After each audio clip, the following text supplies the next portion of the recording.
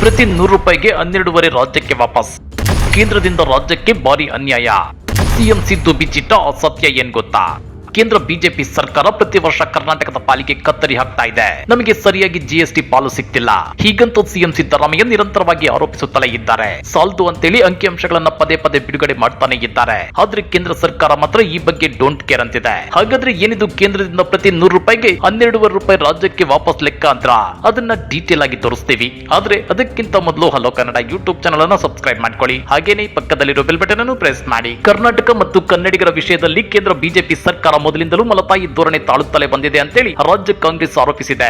ಈ ಹಿಂದೆ ರಾಜ್ಯದಲ್ಲಿ 3.5 ವರ್ಷ ಬಿಜೆಪಿ ಸರ್ಕಾರವಿದ್ದಾಗ ಕೇಂದ್ರದ ಡಬಲ್ ಇಂಜಿನ್ ಸರ್ಕಾರ ಕರ್ನಾಟಕದ ಅನುದಾನ ಜಿಎಸ್ಟಿ ಪಾಲಲ್ಲಿ ಭಾರಿ ತಾರತಮ್ಯ ಮಾಡಿದೆ. ಆದ್ರೆ ರಾಜ್ಯ ಬಿಜೆಪಿ ನಾಯಕರು ಅದನ್ನ ಮುಚ್ಚಿಟ್ಟಿದ್ರು. ಕೇಂದ್ರ ಸರ್ಕಾರ 100 ರೂಪಾಯಿ ಅನುದಾನ ಬಿಡುಗಡೆ ಮಾಡುವ ಕಡೆ ಕೇವಲ 1 ರೂಪಾಯಿ ಬಿಡುಗಡೆ ಮಾಡಿದ್ರು. ಈ ಹಿಂದಿನ ರಾಜ್ಯ ಬಿಜೆಪಿ ನಾಯಕರು ಅದನ್ನ ಭೂತಗನ್ನಡಿಯಲ್ಲಿ ತೋರಿಸಿ ಮಹಾಪ್ರಸಾದ, ಮೋದಿ ಕರ್ನಾಟಕಕ್ಕೆ ಅತಿ ದೊಡ್ಡ ಕೊಡುಗೆ ಕೊಟ್ರು ಅಂತ ಬಿಂಬಿಸಿದ್ರು ಅನ್ನೋ ಮಾತುಗಳು ಇವೆ. ಅಂದ್ರೆ ಡಬಲ್ ಇಂಜಿನ್ ಬಿಜೆಪಿ ಸರ್ಕಾರದಲ್ಲಿ ಕರ್ನಾಟಕಕ್ಕೆ ಮಹಾ ಮೋಸ ಆಗಿದೆ ಅಂತೇಳಿ ರಾಜ್ಯ ಕಾಂಗ್ರೆಸ್ ಆರೋಪಿಸಿದೆ.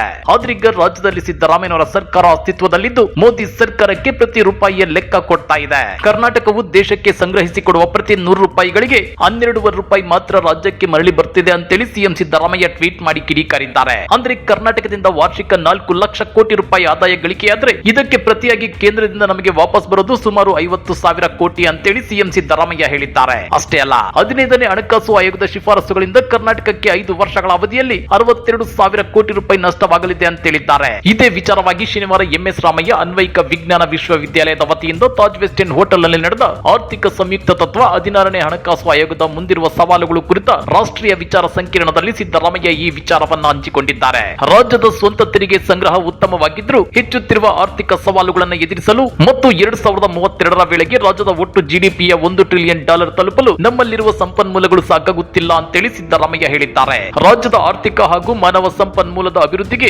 ಮಾನವ ಮತ್ತು ಭೌತಿಕ ಮೂಲ ಸೌಲಭ್ಯಗಳ ಮೇಲೆ ಗಮನಾರ್ಹ ಹೂಡಿಕೆಯ ಅಗತ್ಯವಿದೆ ಅಂತಾನು ಸಿದ್ದರಾಮಯ್ಯ ಸ್ಪಷ್ಟಪಡಿಸಿದ್ದಾರೆ. ಇನ್ನು ಇಡೀ ದೇಶದಲ್ಲಿ ಅತಿ ಹೆಚ್ಚು ತೆರಿಗೆ ನೀಡುವ ಕರ್ನಾಟಕಕ್ಕೆ ತಾನು ನೀಡುವ ಪಾಲಿಗೆ ತಕ್ಕ ಪ್ರತಿಫಲ ಸಿಗದಿರುವುದು ವಿಪರ್ಯಾಸ.